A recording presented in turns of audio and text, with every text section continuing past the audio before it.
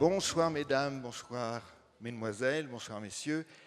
Mes chers amis, j'aimerais que l'on dédie, que l'on ait une pensée au moins ce soir pour Philippe Labro, que nous avons reçu il n'y a pas si longtemps, puisque c'était en janvier 2024. Nous avions parlé des États-Unis, de toute la carrière qu'il y a faite. Il y a été étudiant, il y a travaillé, il y a été journaliste, et il est venu nous présenter ses écrits américains. Et c'est pour moi l'occasion aussi de vous dire que, un truc que j'oublie toujours de vous dire, c'est-à-dire que nos entretiens sont enregistrés et vous pouvez les retrouver sur notre site internet, lesrendez-vous-de-la-Baule.com, à la rubrique médiathèque. Donc si vous voulez retrouver Philippe Labro, eh bien c'est très simple, vous allez sur notre site. Et l'entretien de ce soir, même mes bafouillements, seront sur le site internet, donc vous pouvez rattraper les séances que vous avez ratées. Alors ce soir, nous allons parler de politique et d'histoire.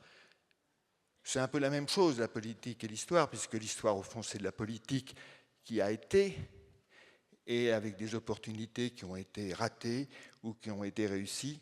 Et on se dit que si notre bon roi Louis XV, en 1768, n'avait pas racheté la Corse, eh bien Napoléon Bonaparte ne serait pas devenu empereur des Français. Il serait devenu peut-être autrichien. Il aurait terminé comme Feldmaréchal von Bonaparte. Et l'Europe aurait été bien tranquille entre 1796 et 1815. Mais Louis XV a racheté la Corse, Napoléon est devenu empereur des Français, ce qui a permis à notre invité de ce soir d'écrire un livre. Un livre qui ouvre une nouvelle voie dans cet Everest qu'est Napoléon, c'est-à-dire la voie des livres, puisque notre invité a étudié Napoléon par les livres qu'il a écrits, mais surtout par les livres qu'il a lus. Et il en a fait quoi? Un livre dont il vient nous parler. Mesdames, Mesdemoiselles, Messieurs, je vous demande d'accueillir notre 304e invité, Louis Sarkozy.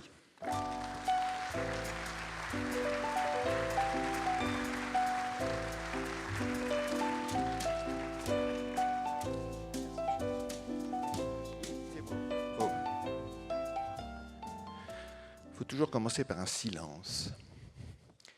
Alors, heureux de vous voir à la Baule, mais c'est une plage qui ne vous est pas inconnue.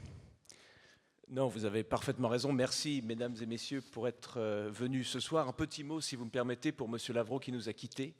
Vous aviez parfaitement raison de le souligner et vous mentionnez que son entretien avec vous est enregistré et donc disponible. Et ça m'a fait penser à la phrase de l'écrivain britannique Christopher Hitchens. On lui a posé une question, si vous deviez dîner avec n'importe quel auteur historique, ça serait qui? Et M. Hitchens répond, c'est une mauvaise question parce que j'ai envie de répondre Shakespeare, mais je peux dîner avec lui. Je peux dîner avec lui tous les jours de ma vie quand je lis ses œuvres. Et même quand je lis Shakespeare et que j'aime Shakespeare, dîner avec lui serait une déception, puisque tout ce qu'il y a de mieux dans Shakespeare, c'est dans ses œuvres. Et donc, M. Labro continue d'être avec nous à travers ses écrits. C'est aussi ça la valeur d'un livre, et à travers ses conversations. Donc, merci de l'avoir enregistré. Et je sais que je passerai encore beaucoup de temps avec lui. Alors, La Baule, disais-je, ne vous est pas inconnu, et je voudrais remercier un ami commun, et si peu commun d'ailleurs, qui s'appelle François Barrault.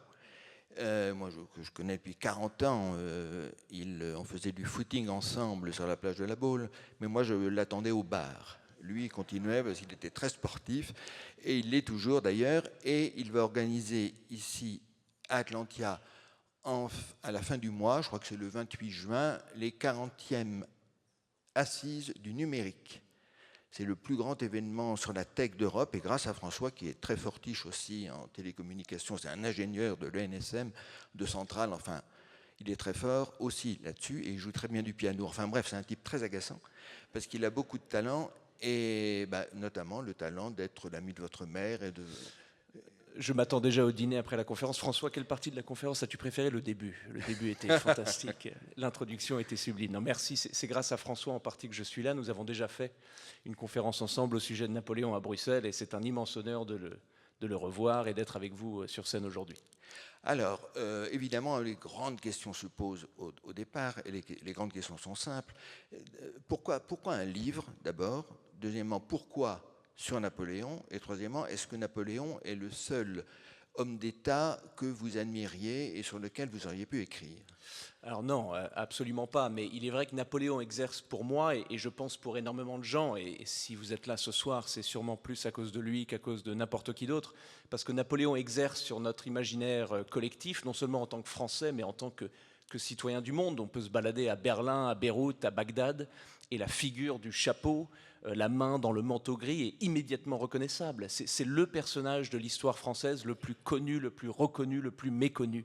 Et la question, c'est pourquoi? Pourquoi est-ce qu'il exerce une telle influence sur moi et sur plein d'autres de nos contemporains? Et je pense que la réponse à cette question, et c'est aussi la réponse au fait que je voulais écrire sur lui, c'est parce que l'homme est profondément un mystère. C'était un homme qui était capable d'une immense férocité, qui disait on ne peut jamais me battre, je dépense 30 000 hommes par mois. Immonde remarque. Qui dit à Pierre Simon de Laplace, au moment où il a perdu sa fille, Pierre Simon, vous avez mauvaise mine aujourd'hui, qu'est-ce qui se passe? Et Syrah, j'ai perdu ma fille, mais vous êtes mathématicien, Pierre Simon, mettez ça dans une équation, vous verrez que c'est égal à 0. Une remarque immonde. Il y a le massacre de Jaffa aussi. Exactement, le massacre de 3000 prisonniers sur les plages de Jaffa, juste après que Bonaparte se cassa les dents à Acre. Donc c'était un homme qui était capable d'une immense férocité, et pourtant aussi un homme capable d'une immense douceur, d'une immense gentillesse. Je pense à son ami, par exemple, Alexandre Desmazis, qui va le voir, ils étaient ensemble à Brienne dans leur jeunesse, il va le voir une fois que Bonaparte devient premier consul, et il lui demande un poste dans l'administration parce que Desmazis avait accumulé pas mal de dettes. Et bien sûr, Bonaparte donna un poste à son cher ami. Desmazis sort du bureau, commence à s'éloigner dans la rue, il est rattrapé par un huissier qui lui donne un chèque en disant « Vous avez oublié ceci », et c'est Bonaparte qui avait payé toutes les dettes de son ancien ami. Et c'est aussi bien sûr lui qui nomma ses frères et ses sœurs à tous les titres d'Europe. Donc c'était un homme qui incarne tout ce qu'il y a de plus beau chez nous, le génie politique et militaire, la douceur, la coopération, la méritocratie, la capacité de réformer un État profondément meurtri, et aussi quelqu'un capable d'une immense myopie, d'une immense ignorance, d'une immense arrogance. Et dans ce mystère-là, en tout cas, j'ai essayé d'écrire ce livre pour essayer d'y répondre. Et d'ailleurs, comme vous le savez, et je terminerai là-dessus sans passer 20 minutes à répondre à votre première question, il y a un immense paradoxe dans mon livre, parce que Bonaparte est le monarque le plus littéraire de l'histoire de France, ça j'en suis quasiment certain, peut-être le monarque le plus littéraire de l'histoire du monde. Il lisait, mesdames et messieurs, comme personne que je n'ai jamais rencontré lit aujourd'hui. C'était obsessionnel et compulsif. Et pourtant, cet homme qui aimait tant les livres, qui aimait tant les écrivains, a créé et a installé la censure la plus insupportable de notre histoire. Mais ce paradoxe, pour moi, et c'est moi qui ai écrit le livre, est proprement incompréhensible. Ah oui, parce qu'il a été quand même très accompagné d'une génération de gens de grand talent, notamment parmi les militaires, et parmi les architectes, et parmi les peintres, sauf les écrivains. C'est-à-dire que les meilleurs écrivains de son temps, il les a eus, mais contre lui. Oui, et c'est un énième paradoxe de mon livre, vous avez parfaitement raison de le souligner. Comment expliquer que cet homme qui se rendait tellement compte de la valeur du livre, non seulement comme ami, c'est-à-dire non seulement comme échappatoire pour s'enfuir des horreurs de la guerre. Comme distraction et comme renseignement aussi. Et aussi comme étude. Exactement, comme un pragmatiste, c'est-à-dire qu'il allait vers le livre parce qu'il en avait besoin. Il lisait les traités sur la topographie d'Égypte, sur la géologie d'Italie, il lisait les campagnes des généraux et des rois qui avaient fait la guerre avant lui dans les théâtres d'opération où lui-même opérait. Donc il avait une relation charnelle avec le livre. Constamment, il vivait dans l'orbite du mot écrit. Et pourtant, cet homme-là, qui vit en même temps que Chateaubriand, qu'on aime ou qu'on n'aime pas, un des plus grands écrivains de notre histoire, qui écrit et qui publie le génie du christianisme au moment même où Bonaparte est en train de créer le Concordat, de ramener l'Église en France. Donc c'est une alliance naturelle. Et Bonaparte se le met à dos, et la relation détériore très rapidement. Madame de Staël, encore une fois, immense écrivaine française, qui au début adulait Bonaparte, qui allait le voir dans des dîners, qui allait le voir dans les galas en essayant de récupérer un bon mot de lui, une alliance naturelle. Et la relation se détériore très vite, et Napoléon en fera une ennemie. Constamment, c'est Benjamin Constant. Benjamin Constant, c'est la même chose. Bien sûr, au moment où il perd les libéraux, il perd le premier d'entre eux, qui est Benjamin Constant. Comment expliquer cela? Je ne sais pas. Il y a une remarque que Bonaparte sort à son frère Joseph, je pense que c'est en 1808 ou 1809, où il lui dit « Fais très attention avec les intellectuels, ce sont des coquettes. » Et donc, on a l'impression que... C'est assez bien vu. Oui, ce qui n'est pas complètement faux, d'ailleurs. Mais on a l'impression que Bonaparte a toujours cette dualité en lui, capable du meilleur et du pire. En tout cas, c'est ça qui me fascine chez le personnage. Alors, le problème aussi avec Napoléon, c'est la légende.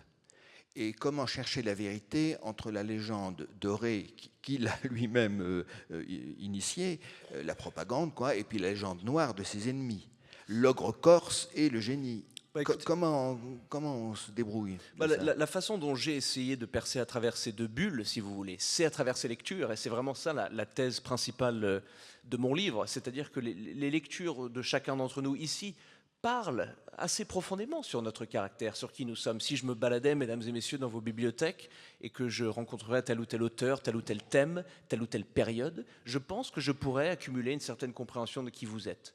Mais avec Bonaparte, c'est doublement vrai, parce que l'homme lisait tellement, lisait constamment. Mais est-ce qu'il lisait bien? Pas toujours. Il était un hyperactif, il n'est jamais resté assis à une table pendant plus que 20 minutes de sa vie, il n'a jamais fini un verre de vin de sa vie, il était une espèce de bête de travail, il dormait assez bien mais peu. Joséphine s'en plaignait beaucoup aussi. Oui, très exactement, il n'était pas connu pour ses attentions, que ça soit féminine ou même paternelle d'ailleurs, contrairement à ce que la légende bonapartiste veut nous faire croire. Donc c'était quelqu'un qui était hyperactif. Et quand il récupérait un texte, soit il en tombait fou amoureux, et le texte allait le suivre toute sa vie, soit il allait directement à ce qu'il pensait être le centre du livre et il jetait le reste. Voilà, il zappait, on dirait maintenant. Et il avait même, pardonnez-moi, c'est le troisième paradoxe en 10 minutes de conversation avec vous, mais il lui arrivait de jeter les livres qu'il n'aimait pas dans la cheminée ou par la fenêtre de sa voiture. Et d'ailleurs, il y a une image, je me dois de la partager avec vous, pendant la retraite de Russie, où tout va mal, c'est l'enfer sur terre, les troupes n'ont plus de discipline, plus de chaussures, les Cosaques tournent autour du reste de l'armée et tuent les moindres personnes qui essayent d'aller chercher des ravitaillements. Et Bonaparte est dans sa calèche, il s'enfuit devant l'armée et il jette par la fenêtre une copie des Confessions de Jean-Jacques Rousseau, qui est ramassée d'abord par un pharmacien français, qui sera ensuite tué par un Cosaque, qui est ramassé par un Cosaque. Et cette copie des Confessions est encore aujourd'hui dans une bibliothèque lituanienne. Rousseau qu'il adorait pourtant. Au début. Au Oui, début. C'est vrai. Et vraiment, cette image est si importante pour moi parce que mon livre s'appelle L'Empire des livres et il n'y a aucune image aussi parlante de la chute de cet empire que celle-là, c'est-à-dire un Cosaque illettré sans dents qui ramasse une copie des Confessions de Rousseau dans les neiges lituaniennes. Enfin, c'est quand même absolument exceptionnel. Pardon. Ce qui est intéressant aussi, c'est que de voir que, si, il a eu des écrivains qui l'ont aimé, mais il était mort déjà. Victor Hugo, Stendhal, et jusqu'à Sacha Guitry.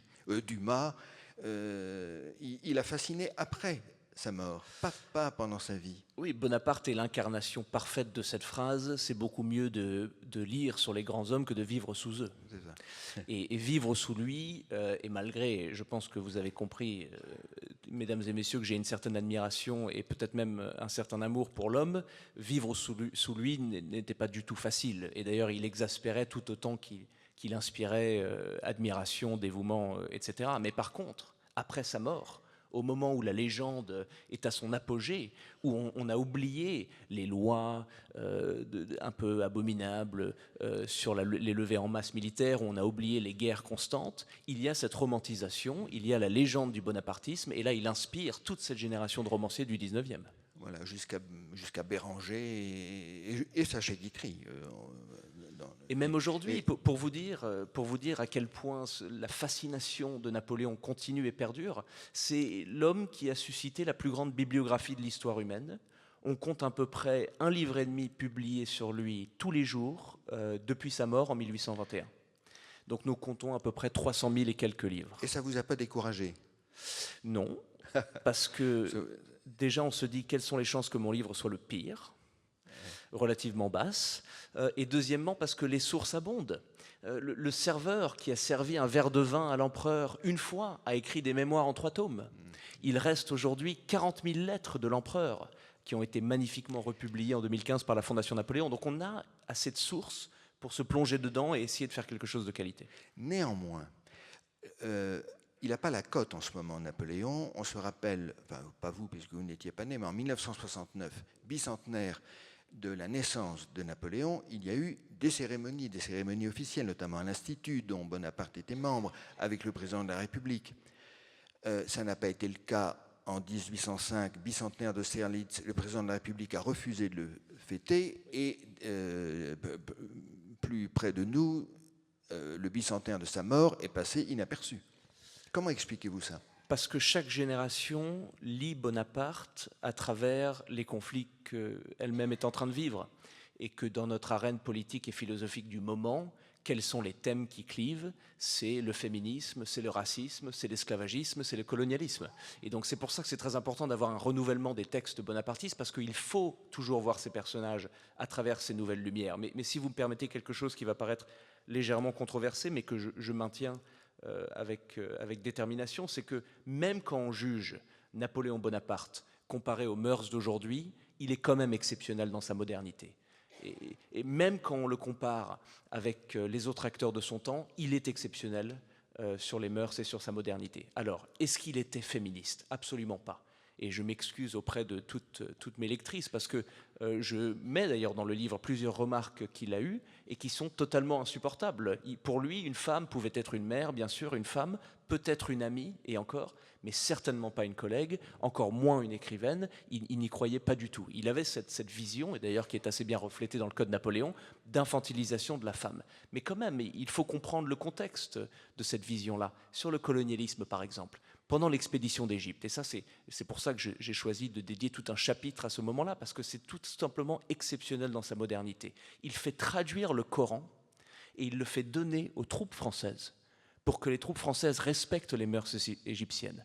Il écrit dans les déclarations de l'armée « Ah oui, les musulmans ont des pratiques en amour, dit-il, bien différentes des nôtres, mais dans tous les pays du monde, le viol est une atrocité. Il dit « Il faut traiter les imams et les mouftis de la même façon que nous avons traité les prêtres et les rabbins en Europe. » Il écrit cela, mesdames et messieurs, en 1797. En 1798, il crée l'Institut d'Égypte, il invite tous les musulmans du Caire à venir visiter les bienfaits de la science européenne. Donc il était capable, bien sûr, il faut voir le pragmatisme colonial dans cette aventure-là, mais quand même, c'est la première campagne de ce que le général Petraeus aux États-Unis a plus tard appelé « The Hearts and Minds Campaign », la campagne militaire des cœurs et des esprits. Il voulait convaincre les Égyptiens du bienfait de la domination française. Le but, bien sûr, est colonial, il ne faut absolument pas le blanchir, mais on a quand même quelque chose ici d'une modernité que je trouve tout à fait remarquable. Et ça a été un échec, d'ailleurs. Ça a été un échec pour la France, mais un succès pour lui, la campagne d'Égypte. Dites-vous. Ça a été un échec politique. Ça a été un échec militaire, puisque la seule conséquence, le seul héritage de la campagne d'Égypte sur le plan international est d'avoir solidifié la présence britannique en Méditerranée orientale et renforcé le lien entre la couronne britannique et la sublime Portée. Donc bien sûr que politiquement et militairement, c'est un échec. Mais culturellement, c'était un triomphe. Qu'est-ce que fait Bonaparte? Et je pense d'ailleurs, j'argumente en tout cas, inspiré par ses lectures. Il emmène avec lui en Égypte, il a à peine 30 ans, 167 savants, des cartographes, des astronomes, des antiquaires, des historiens, des poètes, des écrivains, pour débloquer culturellement, historiquement, mathématiquement, scientifiquement l'Égypte.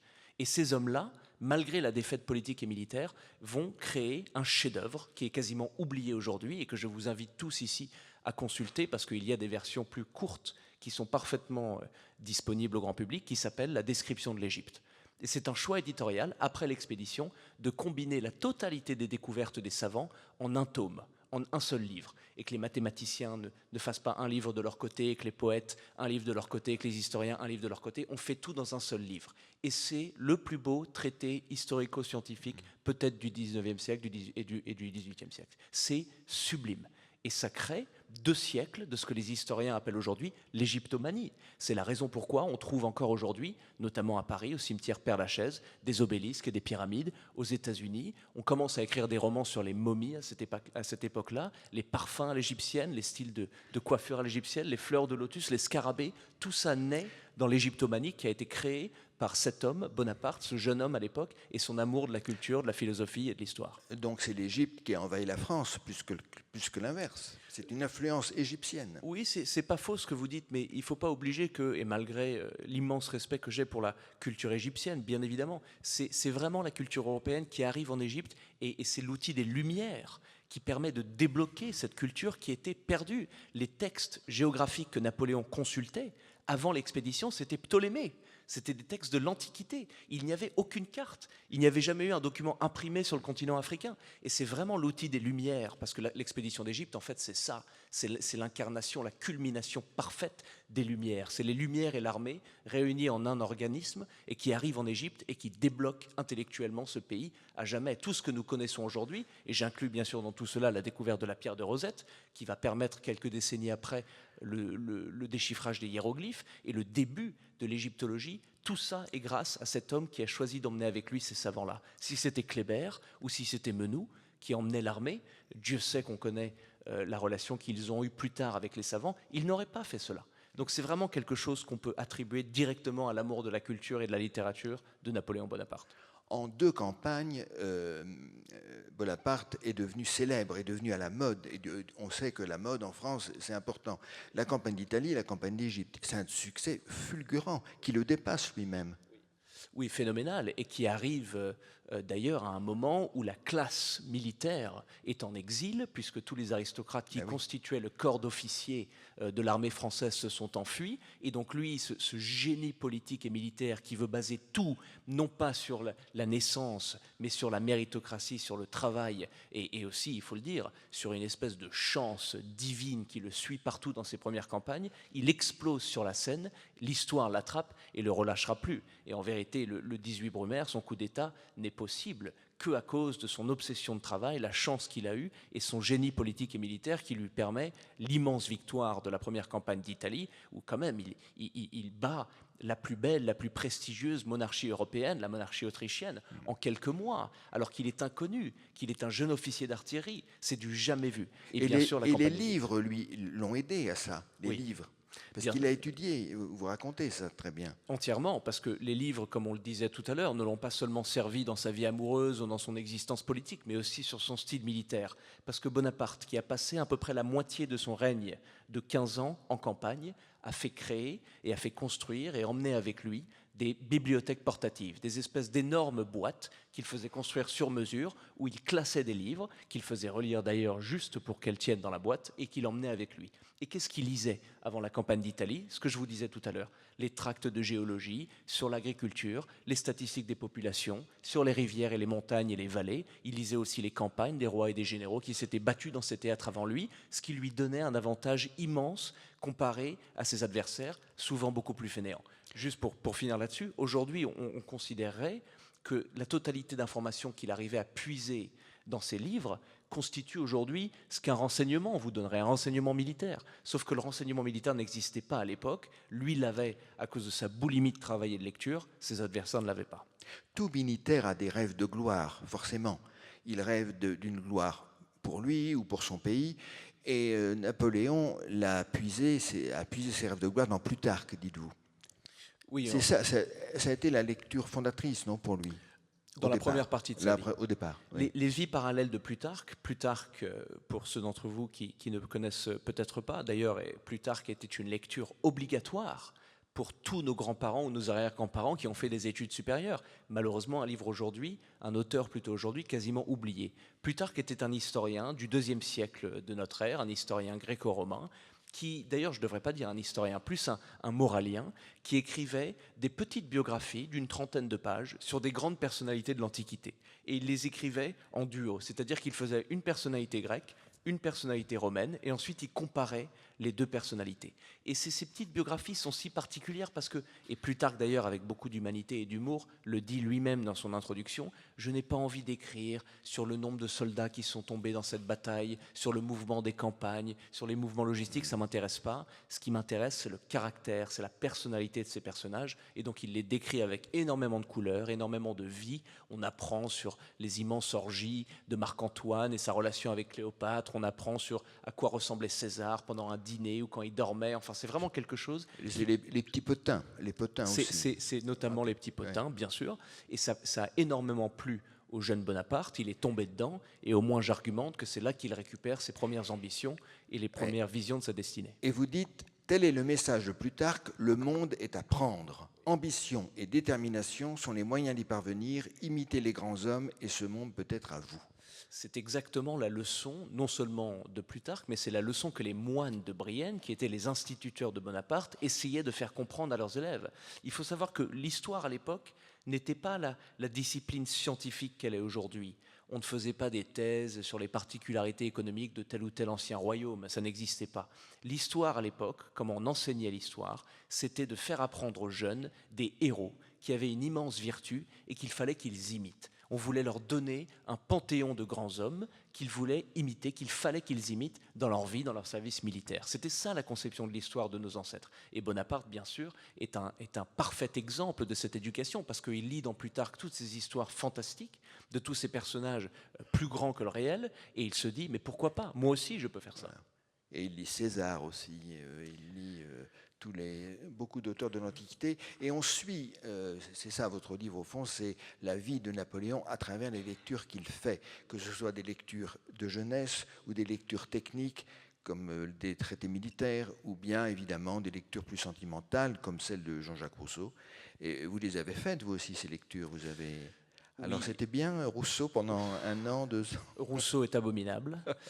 Je suis désolé si je froisse quelques-uns de ses disciples dans cette pièce, mais je le trouve abominable pour plusieurs raisons d'ailleurs. Je serais ravi d'en parler avec vous. Plutarque est une joie à lire. Et je vous encourage tous, si vous ne l'avez pas déjà fait, à le reconsulter. Les traités stratégiques du XVIIIe et XIXe siècle sont exactement ce que vous pensez, c'est-à-dire extrêmement secs et longs. Mais il y a 2-3 perles aussi. Bernardin de Saint-Pierre, aussi aujourd'hui quasiment oublié. Paul et Virginie, qui est en vérité parmi les premiers romans de l'histoire européenne, une histoire d'amour entre ces deux Français qui voyagent entre la métropole et les colonies françaises et qui se noient dans leurs bras. Enfin, c'est tout à fait touchant et c'est les premiers vrais modèles de l'amour triangulaire qu'on découvre et qu'on connaît si bien aujourd'hui. Il y a d'autres choses aussi, parce que Bonaparte lisait tout. Il lisait l'histoire, il lisait sur la musique, sur la philosophie, sur les religions, il lisait les traités de commerce de l'Empire britannique, il était complètement boulémique. Donc c'est vrai que j'ai dû me taper, excusez-moi de l'expression, la majorité de ces lectures. Je dirais que ce fut à moitié terriblement ennuyant et à moitié assez stimulant. Ça ne vous a pas donné des envies de conquête militaire. C'est peut-être dépassé d'ailleurs ces traités-là. Non, je ne pense pas qu'ils sont... L'abbé Raynal et tout ça. Guibert, j'ai oublié son nom. Jacques-Antoine Hippolyte de Guibert. Oui, c'est ça. Oui, non, l'abbé Raynal, effectivement, Guibert, pardon, c'est assez dépassé.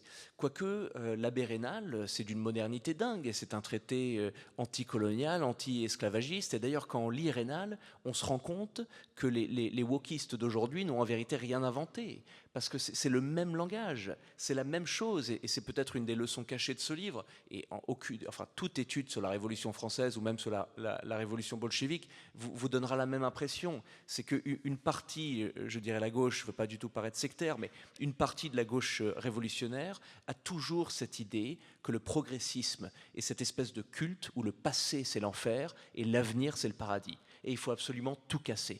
On se débarrasse de la religion, du gouvernement d'autrefois. Tout ce que nos ancêtres ont jamais dit était gâché par leur soi-disant racisme ou leur xénophobie ou leur chauvinisme, etc. Et on reconnaît vraiment le langage de certains de nos acteurs politiques aujourd'hui déjà dans l'abbé Raynal. Donc je ne trouve pas du tout que c'est daté. Au contraire, je trouve qu'il y a une immense modernité et ça permet de contextualiser les déclarations souvent outrancières que l'on peut voir dans notre hémicycle aujourd'hui, par exemple.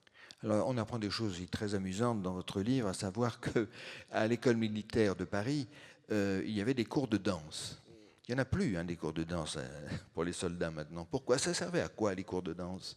Ça, c'était d'abord avant tout une relique de l'aristocratie militaire. De Louis XIV qui avait lancé ça. Oui. Et c'était aussi le mariage très intéressant entre le combat à l'épée et la danse. Et d'ailleurs, là aussi, c'est très moderne, parce que je suis un passionné du MMA et de l'UFC. Je ne sais pas si j'ai une audience conquise à ce sujet-là ici, ça m'étonnerait, mais en tout cas, je le souhaite. Et quand on parle à des combattants professionnels, ils vous disent que ça se prête plutôt bien à la danse. Et qu'en vérité, la boxe ou le MMA tourne toujours autour du déplacement des pieds et d'un espèce de rythme que les deux combattants créent entre eux et ils se répondent à eux-mêmes. Et quand on est un auditeur ou on regarde un combat et qu'on n'est pas vraiment instruit dans les arts martiaux, ça nous passe complètement au-dessus de la tête. On voit la barbarité, la violence, bien sûr, qui est présente. Mais il y a une vraie danse, une vraie musique dans ces confrontations. Et je pense que les aristocrates de notre pays l'avaient compris à l'époque et mariaient assez bien cette tendance musicale, cette danse avec les combats à l'épée. Je ne pense pas qu'on l'a perdu aujourd'hui. Le génie militaire de Napoléon est-il aujourd'hui dépassé? Est-ce qu'on enseigne toujours la stratégie de Napoléon à l'école de guerre? Est-ce que votre livre est sorti aux États-Unis, je crois? Est-ce qu'il est connu aux États-Unis? Est-ce qu'on étudie la stratégie de Napoléon comme on étudie Clausewitz, par exemple? Non, alors déjà, mon livre a eu un modeste succès aux États-Unis, mais malheureusement n'est pas encore étudié dans les grandes écoles d'officiers de l'armée de terre américaine. Peut-être un jour nous verrons, mais en tout cas ça m'étonnerait. Et au contrairement, on étudie encore bien évidemment les campagnes de Napoléon, surtout la première campagne d'Italie, parce que malgré, et ça c'est ce que tous les soldats et tous les généraux peuvent vous dire, malgré l'évolution de la technologie, les règles de guerre restent à peu près les mêmes. Vous avez tous sûrement vu ici les images des caméras GoPro prises par les soldats russes et ukrainiens sur le front. Pardonnez-moi ce parallèle, mais c'est tellement frappant. C'est la Première Guerre mondiale avec des drones. C'est les mêmes choses. C'est toujours le tranché et le gamin avec un flingue à la main qui va se faire tuer. Et Bonaparte, en vérité, toutes les tactiques étaient différentes, la stratégie n'était pas la même, mais il y a quelques principes fondamentaux de la guerre qui restent pareils, qui restent exactement les mêmes. Et c'est pour ça qu'il est encore étudié aujourd'hui, comme les campagnes de Jules César, comme le général Petraeus, j'ai parlé de lui il y a quelque temps, quand il était en charge de l'invasion irakienne américaine au début du XXIe siècle. Qu'est-ce qu'il enseignait à ses lieutenants? Les campagnes d'Alexandre.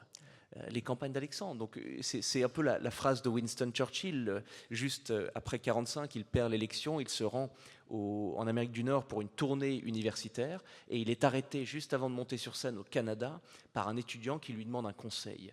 Et il répond « Étudie l'histoire, étudie l'histoire. Dans l'histoire se tient tous les secrets de la guerre et de la politique. » Et je pense que c'est tout aussi vrai aujourd'hui. Alors, mesdames et messieurs, j'ai oublié de vous dire tout à l'heure, naturellement, on va vous donner la parole, vous allez pouvoir poser des questions à notre invité, ce qui me fera un petit peu de repos. Donc ce serait gentil que vous ayez des questions. Mais le problème avec Napoléon, c'est que ça se termine mal. Comment est-ce que vous expliquez ça? Parce que page 223, vous dites ceci.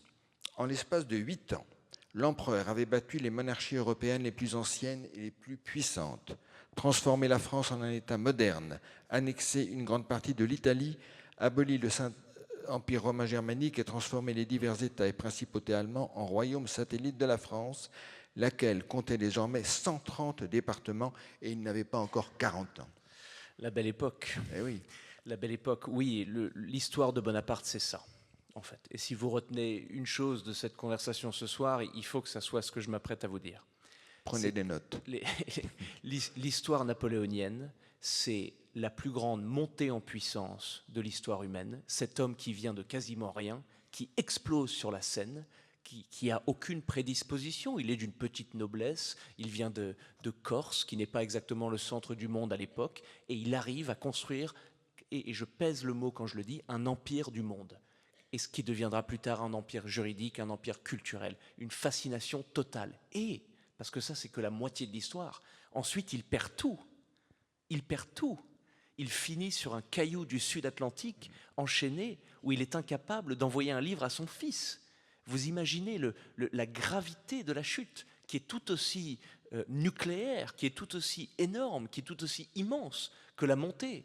Et ça, c'est unique dans l'histoire du monde. Et c'est pour ça aussi, je pense, qu'il exerce cette fascination. Parce que nous avons des histoires d'empires qui s'écroulent, nous avons des histoires de petits garçons qui ne viennent de rien et qui construisent des immenses sociétés, ou que sais-je, mais d'avoir les deux en une seule vie. Et en si peu de temps. C'est ce que Chateaubriand dit. Il dit, en 15 ans, nous avons eu 4 ou 5 siècles. Et d'ailleurs, Chateaubriand, qui était un adversaire de l'empereur, et qui était d'ailleurs un des grands architectes de la légende noire, donc c'est pas du tout quelqu'un qu'il avait en sympathie. Après la mort de Napoléon, après sa chute plutôt, Chateaubriand dit, mais de quoi allons-nous parler maintenant? Cet homme qui a tout fait, qui a tout détruit, qui a tout construit, qui a tout brûlé, qui a tout tué, qui a tout sauvé, il a traversé le ciel, brillé plus fortement que n'importe qui d'autre dans l'histoire humaine. Maintenant, nous sommes condamnés à l'ennui perpétuel. Et qu'on aime ou qu'on n'aime pas Napoléon, qu'on trouve qu'il était un ogre ou un génie, on ne peut pas nier l'espèce d'impact immense. Et c'est la dernière phrase de la biographie de M. Roberts, qui est exceptionnelle, malgré le fait que M. Roberts soit un Anglais, sur Napoléon. La dernière phrase, c'est « Jamais une telle énergie anima l'argile humaine ». Et Bonaparte, c'est ça, en fait. Il nous a montré qu'en une toute petite vie, l'homme meurt à 51 ans. On est capable, en vérité, de construire et ensuite de perdre un monde. Oui, mais enfin, il a perdu la main. Depuis en 1812, la campagne, il a perdu la main. Il enchaîne défaite sur défaite après avoir enchaîné triomphe sur triomphe. Comment est-ce qu'on explique ça? Parce que, en vérité, Bonaparte arrive à gagner les guerres, il n'arrive pas à gagner la paix. Et il n'arrive pas à créer un système international stable. Il se crée de plus en plus d'ennemis après chaque victoire. Il est punitif dans ses traités de paix. Il n'arrive pas à construire ce que Kissinger appelait un système stable. Ça veut dire un système où l'Angleterre, la Prusse, l'Espagne, la Russie et l'Autriche pouvaient, même s'ils n'étaient pas vraiment satisfaits de la situation, perdurer dans ce système. Ils n'étaient pas assez insatisfaits pour vouloir renverser la table. Et le problème, c'est que les paix punitives de Napoléon poussaient les différents acteurs géopolitiques à chaque fois de risquer une guerre, de vouloir renverser la table, parce que la cohabitation avec l'immensité française devenait impossible. C'est ce que Talleyrand avait parfaitement compris à l'époque, et d'ailleurs Talleyrand, qui était d'une immense lucidité, le soir de la victoire d'Austerlitz, c'est-à-dire la plus belle victoire, le plus grand triomphe, Talleyrand dit c'est une catastrophe. C'est le seul Français, ce jour-là, qui dit qu'Austerlitz c'est une catastrophe, la plus belle victoire, parce qu'il dit maintenant je ne vais plus jamais pouvoir le modérer. Je ne vais plus jamais pouvoir le faire revenir à la raison. La victoire est trop totale. Maintenant, il va vouloir punir ses adversaires. Et en fait, Talleyrand, c'est ça. Il le dit d'ailleurs avec son magnifique langage et sa magnifique maîtrise de la langue française. La totalité de ma carrière avec Napoléon se résume ainsi. J'ai essayé de lui faire 15 minutes plus tard ce qu'il voulait faire 15 minutes plus tôt. Et le fait d'avoir mis aussi ses frères et sœurs ou ses compagnons à la tête des États qu'il avait conquis, c'était peut-être pas toujours une bonne idée. C'était gentil, mais enfin... C'est absolument vrai ce que vous dites, puisque la plupart des sœurs et des frères ont été en vérité des incompétents. Joseph est la seule exception, qui était un homme d'une certaine intelligence et qui a relativement bien tenu d'abord le royaume des deux Siciles et ensuite l'Espagne, mais en fait ils sont emportés avec lui. Il y a dans Bonaparte plutôt cette vraie mentalité corse, c'était la mentalité du clan. Et pour d'ailleurs à l'époque, les détracteurs de Bonaparte parlaient du clan Bonaparte, du clan Buonaparte, parce que constamment, il voulait nommer ses frères et ses sœurs, s'occuper de sa mère et ses oncles et ses cousins à des positions de pouvoir. Il avait vraiment cette perception de la famille, et bien sûr, ça entraîna notamment à sa chute, parce que, encore un paradoxe, ça va parfaitement à l'encontre du culte de la méritocratie, qui était pourtant le gouvernement napoléonien. Le fait que sur les quinzaines de maréchaux français qu'il nomma, plus de la moitié n'étaient pas de noblesse. Et c'était des prolétaires, des plébéiens qui, par leur mérite, avaient monté les échelons de l'armée française. Et pourtant, malgré ce culte de la méritocratie, parfaitement incarné par exemple par la Légion d'honneur, la première décoration de l'histoire française, qui est uniquement basée sur le mérite, créée par Napoléon Bonaparte dans sa bibliothèque d'ailleurs de Malmaison, malgré cela, il y a le Corse, si vous voulez, qui le rattrape, et il crée ce système de népotisme qui, bien sûr, va participer à sa chute. Alors, il est 18h38, mesdames et messieurs, est-ce que vous avez des questions à poser à notre invité? Je mets mes lunettes, levez la main et dites, et parlez dans le micro, puisque, comme je vous le disais, c'est enregistré. Oui, madame, monsieur, pardon.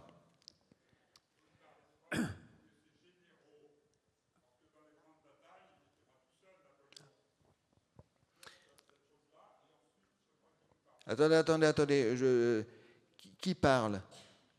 Oui, et il faut parler dans le micro, monsieur, parce que, mais monsieur Ménez a le micro, on reviendra vers vous, parce que, comme je l'expliquais tout à l'heure, c'est enregistré, donc on ne vous entendra pas. Oui, monsieur, après on reviendra vers vous. Oui, ma question concerne Murat, qui est un personnage qui personnellement me fascine. Et quand on étudie un peu Murat, il y a deux options. L'une, c'est que Napoléon le méprisait et le considérait comme un enfant de villageois et sans grand intérêt, qui lui avait donné sa sœur en épousailles et le royaume de Naples un peu comme un hochet. Et d'autres qui disent que quand ça commençait à partir en cacahuète pour Napoléon, Murat était pressenti pour prendre sa place, notamment avec Talleyrand. Alors, est-ce que c'était l'aigle de l'ombre ou l'ombre de l'aigle ? Vous avez parfaitement raison de souligner la relation ambivalente. Je pense que l'opinion de Napoléon pour Murat, c'était que c'était peut-être le meilleur commandant de cavalerie de son époque, mais certainement pas un politicien. D'ailleurs, il y a un bon nombre de remarques de Bonaparte envers Murat qui soulignent justement le manque de confiance qu'il avait en ses capacités politiques. Mais quand même, Murat, c'est exceptionnel, et merci pour cette opportunité de le souligner. C'est ce que vous disiez tout à l'heure, c'est que, et je n'ai parlé que de Napoléon ce soir, vous devinez la fascination que j'exerce pour le personnage, mais en vérité, cette génération en France, la génération qui arrive dans sa vingtaine et sa trentaine à l'époque de la Révolution française, est une génération en or. Et nous avons des génies politiques et militaires et intellectuels qui naissent un peu partout. Un ami me l'a dit comme ceci: Napoléon certes est un astre, mais autour de lui tournent des planètes. Et Murat, c'est vraiment ça. Murat, c'est quelque chose que si on mettait dans un script d'un film de Hollywood, personne n'en croirait l'authenticité. C'est quelqu'un qui, pendant la campagne de Russie, quand il faisait moins 40, s'habillait comme s'il était à un défilé de mode, avec une magnifique plume blanche, avec le col ouvert et l'écharpe rouge, et courait sur son cheval un peu partout, et impressionnait tellement les Cosaques que les Cosaques voulaient le capturer vivant pour en faire l'un d'eux. Enfin, imaginez le parallèle aujourd'hui. Imaginez un soldat français en Afghanistan qui suscite une telle admiration de la part des talibans que les talibans veulent absolument le capturer vivant pour le recruter. Enfin, c'est impensable. C'est impensable. Et Murat, pourtant, c'est ça. C'est tout le panache et la beauté de l'époque en un cavalier, en un beau sabreur. Et on lui pardonne son manque d'intelligence politique rien que pour cela. Merci. Monsieur, vous avez le micro, ça y est. Moi, ce qui m'intéresserait, c'est de connaître la personnalité de Napoléon et son magnétisme qu'il avait, qu'il déployait pour entraîner à ses côtés des généraux et puis les centaines de milliers de grognards qui, en fait, qui portaient Napoléon comme une idole, si vous voulez. Il avait un pouvoir, un magnétisme, et c'est là-dessus que cela m'intéresse qu'on développe, parce que la personnalité de l'être humain est capable de grandes choses, et lui, Napoléon, il a su fédérer autour de lui. Voilà.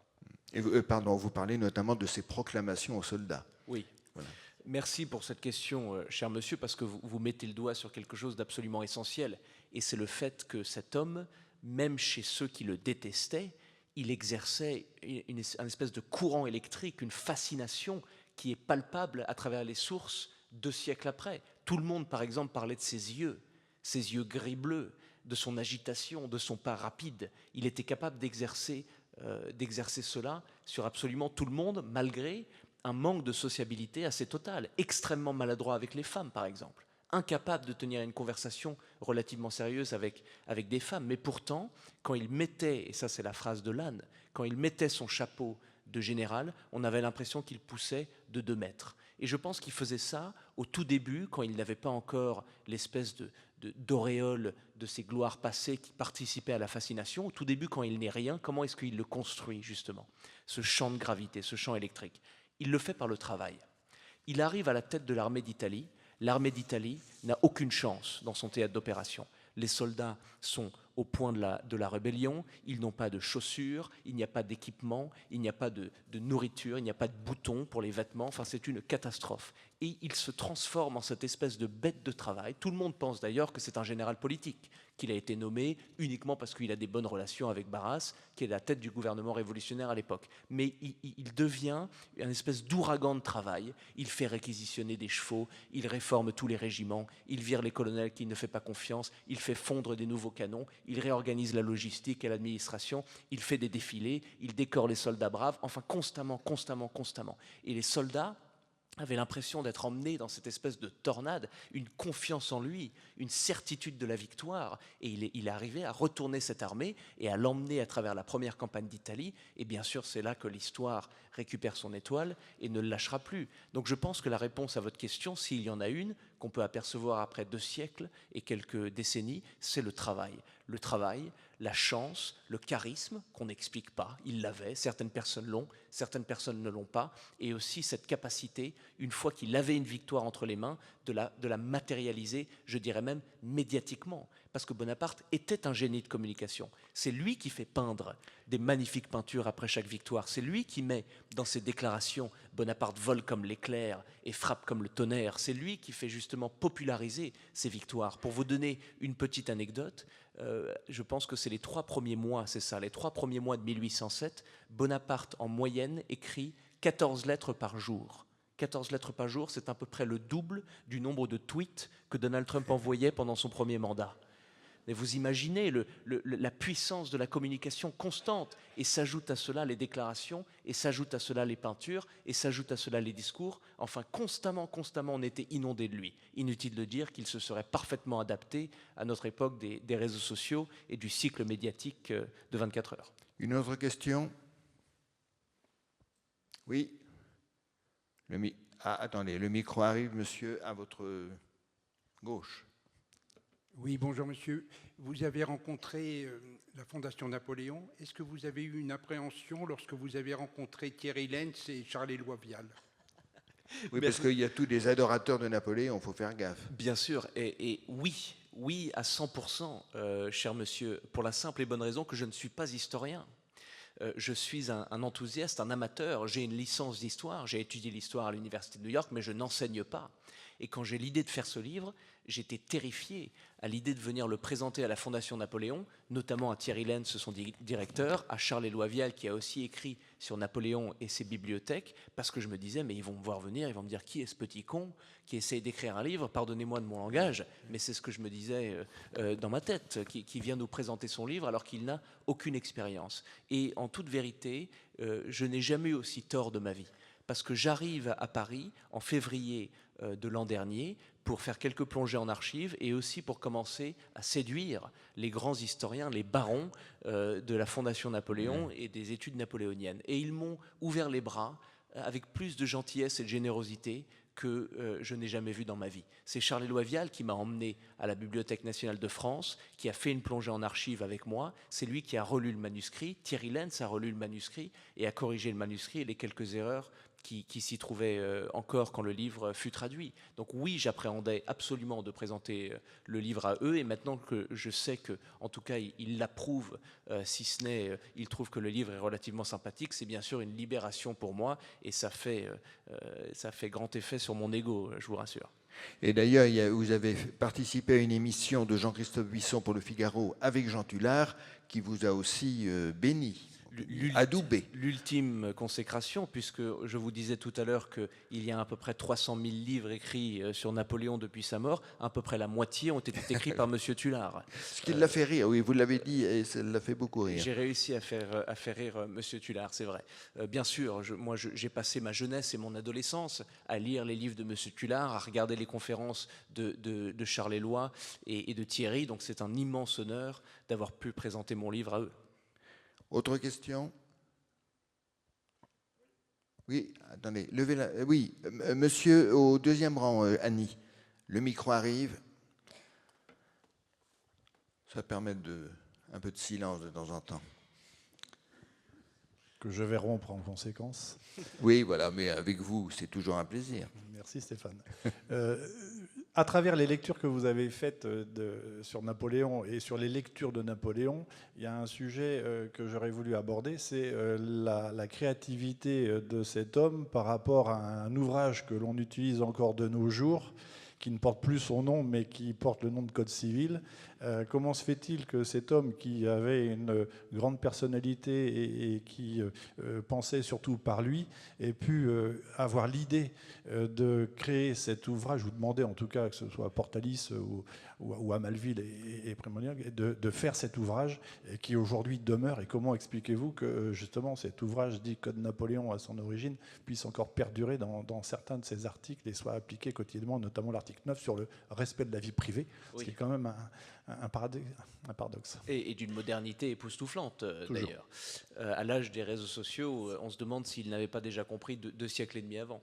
Non, votre question est parfaitement juste, et j'ai beaucoup travaillé pour essayer de trouver des inspirations littéraires à la compilation, à la création du Code Napoléon. La seule chose que j'ai trouvé de vraiment concret, et c'est tout à fait exceptionnel, c'est que Napoléon reçoit un espèce d'ambassadeur officieux quelques années avant la parution du Code de Chine, et qu'il demande à ce voyageur une traduction du Code pénal chinois.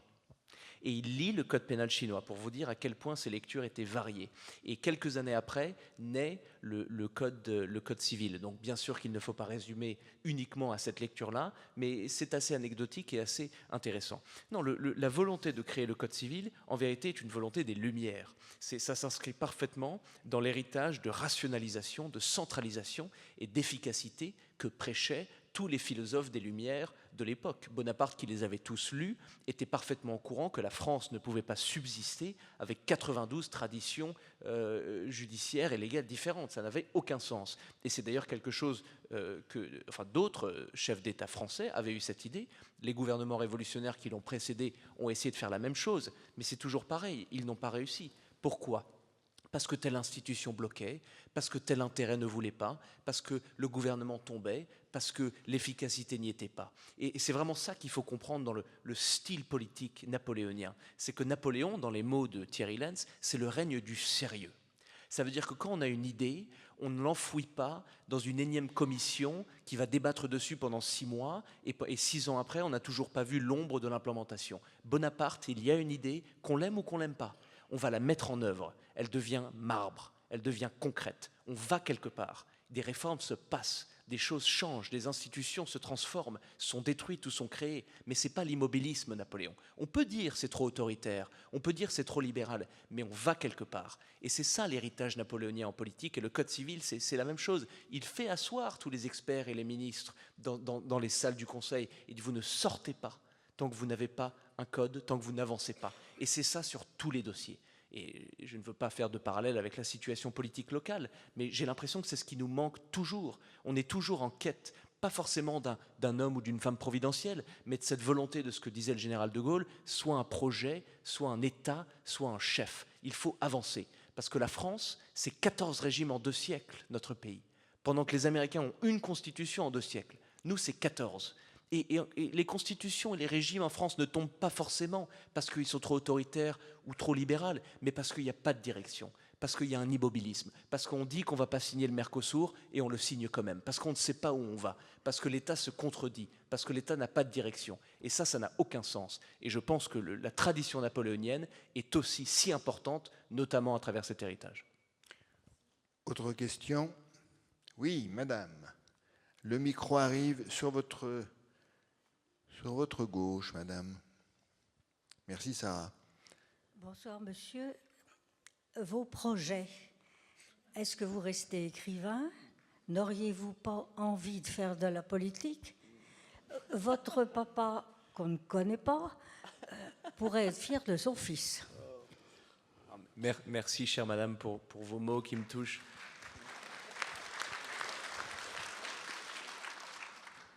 Merci infiniment, chère madame. Je vais vous répondre avec toute l'honnêteté qu'est la mienne, et si je n'ai pas envie de vous répondre, je vous le dirai que je n'ai pas envie de vous répondre, parce qu'il y a des choses que je ne souhaite pas forcément dire publiquement, mais je vous dirai ceci. C'est que j'espère déjà que je vais écrire toute ma vie. J'espère en être capable, parce que c'est quelque chose qui, en tout cas pour moi, est extrêmement difficile, ça ne sort pas facilement. J'ai beaucoup d'amis écrivains qui me disent qu'il ne suffit qu'allumer la lumière ou boire un verre de vin et les mots découlent de leurs mains. Moi, ce n'est pas du tout ça. C'est une espèce de torture interne et c'est très compliqué. Et le résultat est souvent extrêmement, extrêmement médiocre. Donc j'espère que je vais continuer toute ma vie au moins à écrire de l'histoire.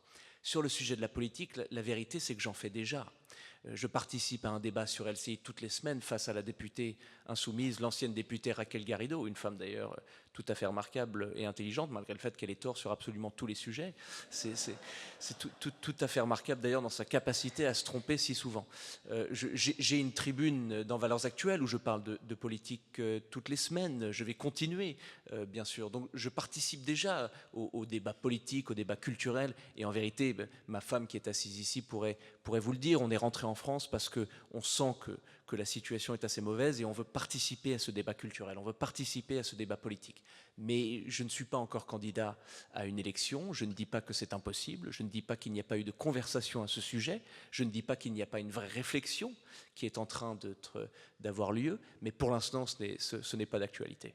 J'espère que j'ai répondu à votre question. Autre question? Oui, monsieur. Le micro arrive, Sarah vole vers vous. Bonsoir monsieur, je suis admiratif de votre culture, mais je n'ai pas entendu parler du bilan financier de toutes ces campagnes napoléoniennes. Est-ce qu'il y a un volet quand même important à débattre ? Vous avez parfaitement raison de soulever la question. Alors, sur le point de vue financier, les réformes monétaires du consulat sont aujourd'hui reconnues comme tout à fait exceptionnelles.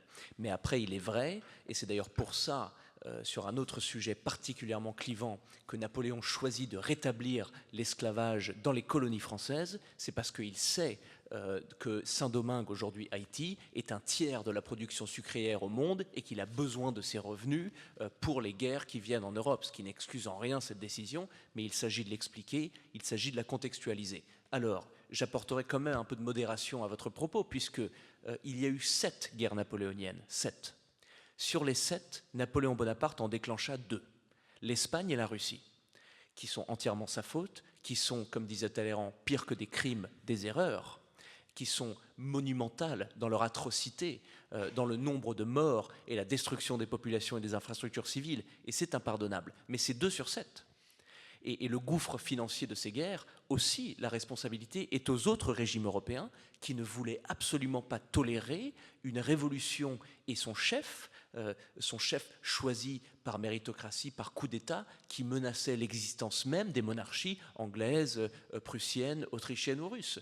5 sur 7 des guerres napoléoniennes sont des guerres défensives. Donc si lui a bien sûr sa responsabilité dans le gouffre financier qu'est celui de la France en 1814, en 1815, les autres chefs d'État européens ont aussi leur responsabilité.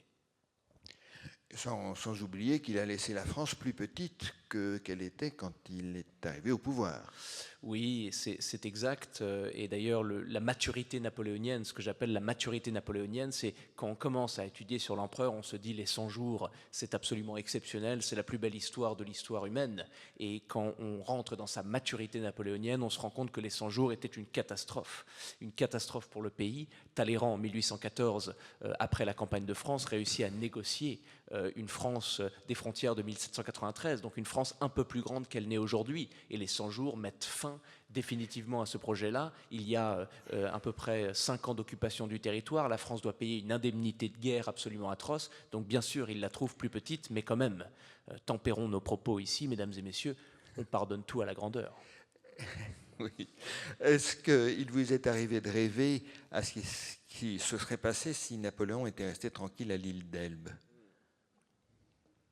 Ce qui était foncièrement impossible si on connaît un petit peu le caractère. Je pense que la France aurait préservé ses frontières de 1793.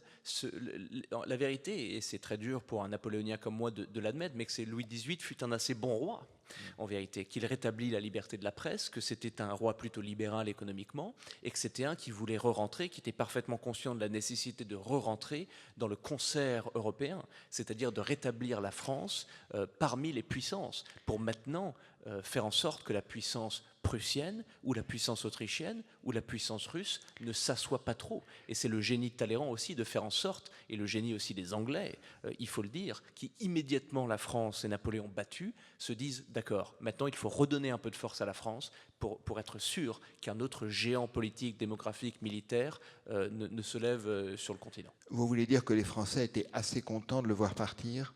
Oui, et d'ailleurs, quand les nouvelles de sa mort arrivent en France, il y a un émoi, mais la vérité c'est que la mémoire était encore trop fraîche, les lois de levée en masse étaient encore trop fraîches, la mémoire de ces lois, les conscriptions étaient encore trop fraîches, les guerres étaient encore trop fraîches, et donc il faut une dizaine, une quinzaine, une vingtaine d'années, dont la publication du mémorial de Sainte-Hélène qui va vraiment créer la légende bonapartiste pour que la légende de Napoléon, si vous voulez, prenne vraiment naissance. Les quelques années après sa mort et après sa chute, en vérité, les Français avaient commencé à l'associer aux guerres incessantes et étaient assez ravis de son départ. Oui, parce que c'était un désastre financier et aussi beaucoup de morts, toute une classe d'âge décimée.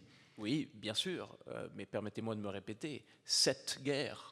5 sur 7 des guerres défensives. Oui. Qu'est-ce qu'on attend du chef d'État français quand son allié, la Bavière, est envahie ? C'est impensable de ne pas réagir. Et c'est très emblématique d'ailleurs cette conversation parce qu'on met ça à ses pieds. On dit regardez tous les millions de morts, c'est sa faute. Mais en vérité, ça explique sa supériorité, cette remarque. Parce qu'on le tient à un niveau tellement différent que les autres monarques.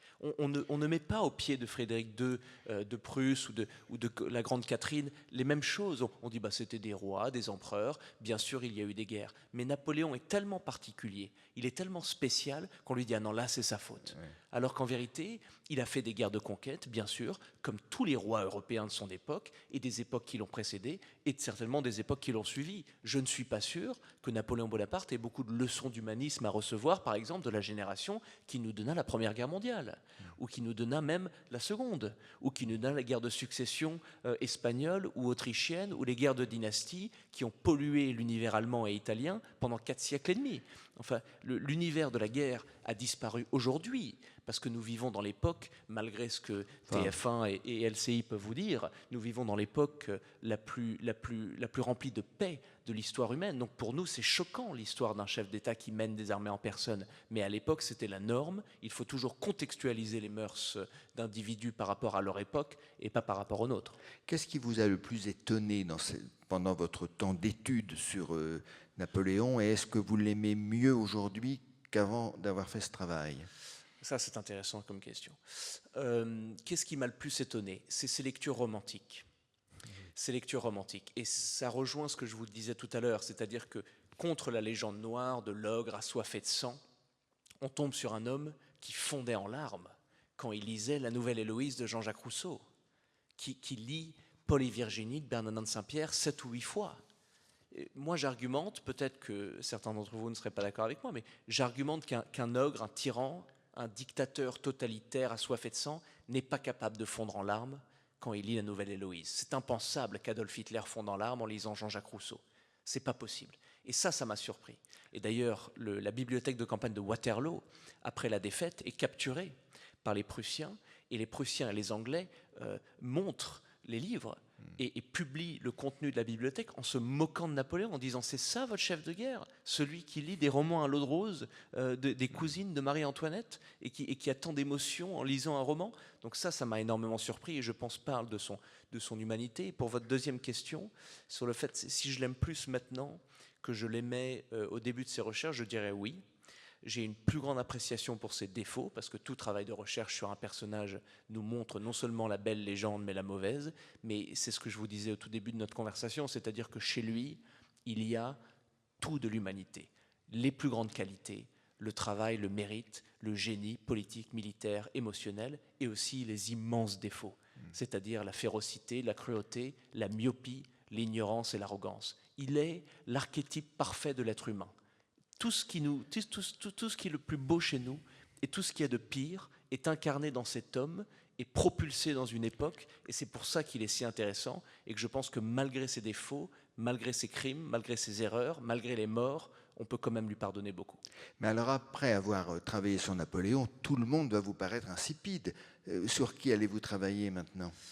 Écoutez, mon éditeur veut absolument que je refasse un livre sur Napoléon, parce qu'il me dit, t'as séduit les Napoléoniens, qu'est-ce qu'on va aller s'emmerder à faire un livre sur l'Antiquité, où tu vas te mettre tout le monde à dos. Écoutez, moi j'aimerais beaucoup écrire sur l'Antiquité, pourtant, parce que c'est une période qui me fascine peut-être plus que n'importe quelle autre, mais je pense que je vais continuer à écrire sur Napoléon, parce que, pour répondre à votre question, madame, si j'avais des ambitions politiques, parler et écrire sur Napoléon, ça aide quand même beaucoup. Très bien. Bon, bah, écoutez, l'Antiquité attendra depuis le temps d'ailleurs qu'elle attend.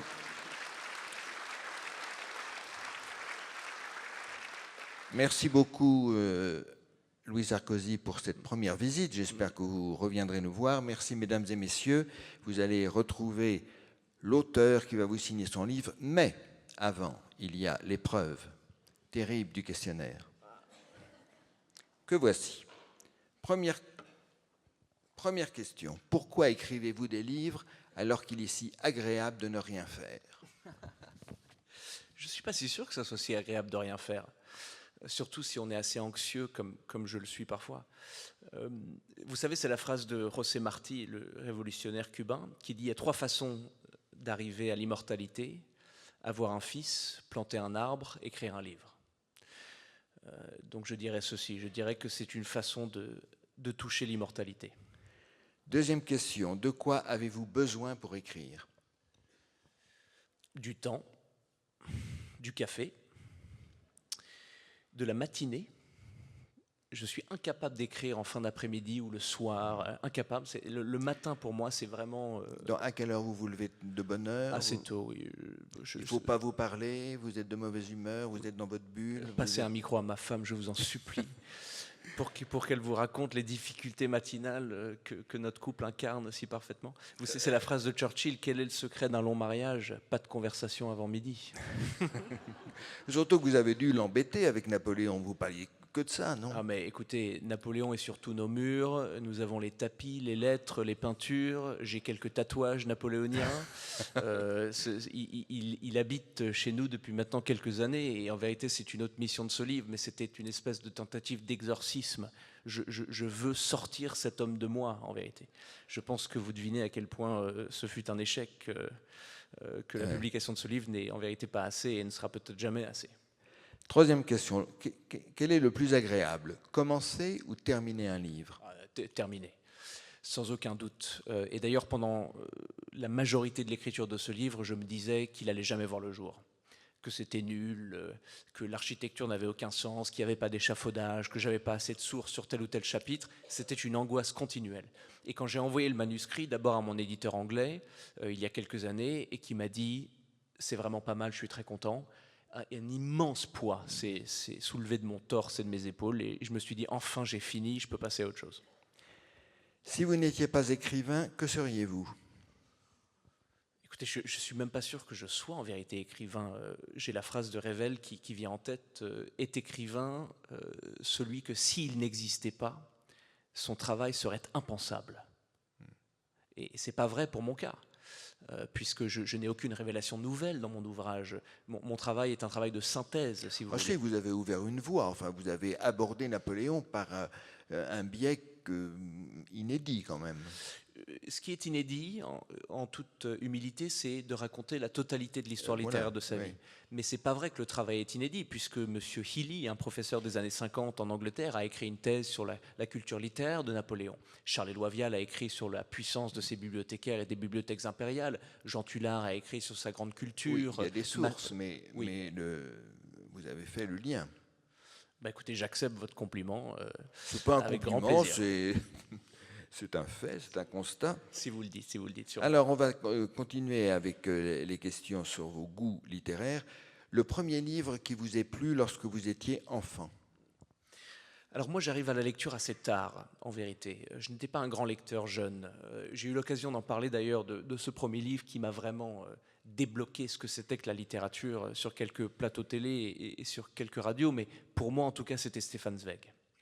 Et particulièrement, c'est ce petit roman qui est en vérité 6 petites nouvelles qui s'appellent La peur. 6 incarnations différentes de ce sentiment que nous connaissons tous. Et il y en a une en particulier, je me souviens mais parfaitement du jour où j'ai lu cette nouvelle, ça doit être 60 ou 70 pages, qui s'appelle La collection invisible, qui m'a mis une espèce de claque. Il y a un avant et un après dans ma vie. En 2 mots, La collection invisible, c'est l'histoire d'un marchand d'art qui reprend d'ailleurs la galerie de son père. Et il est en difficulté économique, ce marchand d'art, et donc il puise dans les répertoires, dans les listes de contacts des anciens clients de son père, des possibles nouveaux clients. Il décide de relancer, en vérité, les anciens clients de son père. Et il tombe sur le nom d'un collectionneur qui, effectivement, n'avait pas acheté une œuvre depuis quelques années, et il décide d'aller le voir. Donc il prend le train, Zweig nous explique tout ça avec son génie habituel, il rencontre le vieux monsieur qui vit avec sa femme et sa fille, et il se trouve que le vieux monsieur est aveugle. Et le vieux monsieur est passionné d'art, absolument passionné, et ravi que le marchand soit venu parce qu'enfin il peut parler d'art à quelqu'un. Et à un, le vieil aveugle, passionné d'art, sort ses toiles, les toiles de sa collection, sauf qu'il se trouve qu'à cause de difficultés économiques, sans lui dire, sa mère et sa fille ont vendu toutes les œuvres d'art. Et donc il sort une à une, avec tout l'amour et la passion du passionné, où il fond même en larmes, en décrivant des œuvres qui n'existent plus. Et il est le seul à ne pas le savoir. Et le marchand d'art en face de lui fond en larmes, et c'est La collection invisible de Zweig. Et j'ai lu ça, Et j'ai compris pour la première fois l'impact qu'une profonde lecture pouvait avoir sur nous. Et c'est ça qui me déverrouille en fait le monde littéraire. C'est la collection invisible. Donc évidemment, la 6e question tombe tout de suite. Le livre qui vous a donné envie d'écrire, vous venez d'en parler. Je ne dirais non.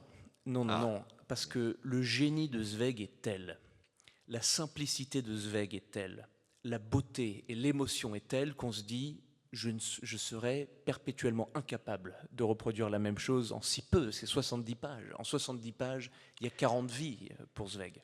Donc c'est pas ça. C'est le livre d'histoire, notamment la biographie de Roberts, qui m'a dit je pourrais peut-être écrire sur Napoléon. Parce que Roberts a un tout autre génie. C'est-à-dire que c'est tellement incroyable cette biographie que ça paraît facile. C'est un peu comme quand on voit un immense athlète jouer au tennis ou au foot ou se battre dans un ring et on se dit mais ça ne doit pas être si compliqué. Et on ne comprend pas en fait, on ne comprend pas encore. Mais c'est ce livre-là qui m'a donné l'envie d'essayer. Andrew Roberts qui a préfacé votre livre. Donc c'est là, exact. Oui. Voilà. Ça a dû vous faire plaisir. Ah ben Surtout qu'il en dit du bien. C'est d'ailleurs pour ça qu'il préface le livre. Voilà. Ce serait amusant d'ailleurs une préface qui dirait ne lisez pas, c'est nul. Nous sommes pour la liberté d'expression, mais pas à ce point, il ne faut pas exagérer.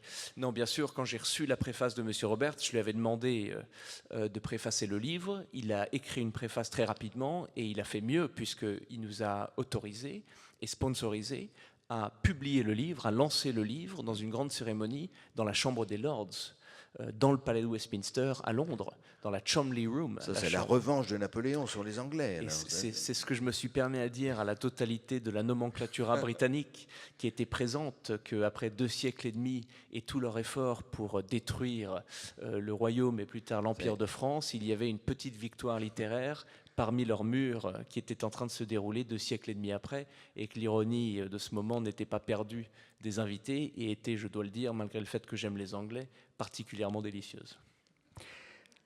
Autre question, le livre qui vous décourage d'écrire, qui vous semble tellement extraordinaire que vous n'y arriverez jamais. Alors, Zweig en fait partie. Je me permettrai de vous en donner quelques autres. Homère, l'Iliade et l'Odyssée.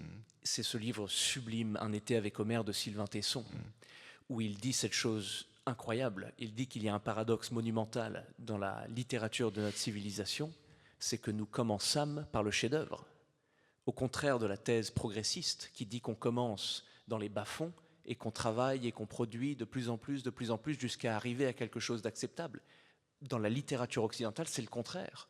On commence, le premier texte est le plus grand chef-d'œuvre et tout le reste n'est qu'imitation. Quand on a lu l'Iliade et l'Odyssée, il y a toute la vie dedans. Il y a toutes les amitiés, il y a toutes les guerres, il y a toutes les paix, il y a toutes les histoires d'amour, il y a toutes les relations entre les fils et les pères, entre les frères, il y a toutes les trahisons. Et on se dit après ça qu'il n'y a plus rien à dire, qu'il n'y a plus rien à écrire. Et je dirais le 3e texte, c'est bien évidemment, pardonnez-moi mon manque d'originalité, mais Les Misérables de Victor Hugo, pour la simple et bonne raison que surtout pour nous Français, Jean Valjean est l'incarnation du parfait français. Ça veut dire pas le français de base, je veux dire le français dans ce qu'il a de mieux. Et les Thénardier, c'est les Français dans ce qu'ils ont de pire. Et M. Javert est l'incarnation parfaite de cette bureaucratie, cette administration sans aucune émotion qui martèle et qui tabasse constamment. Et il y a toute la France dans ce roman. Et donc, une fois qu'on a lu ça, on se dit qu'on n'a pas le droit d'écrire en français. Avant-dernière question, quel est votre personnage de roman préféré ? Alors, puisque je vous ai déjà parlé de Valjean, je ne vais pas le citer. Je dirais Miyamoto Musashi. Et c'est un peu triché, cette réponse, puisque Miyamoto Musashi a vraiment existé. C'était un samouraï, un des 7 sages de l'épée de l'histoire du Japon du XVIIe siècle, qui était un homme tout à fait exceptionnel. On sait peu de choses sur lui.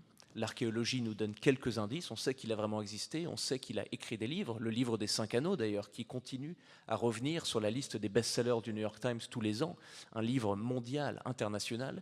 Et un jeune écrivain dans les années 30 ou les années 40, Eiji Yoshikawa, décide de faire un roman historique sur la vie de ce samouraï qui s'appelle Musashi.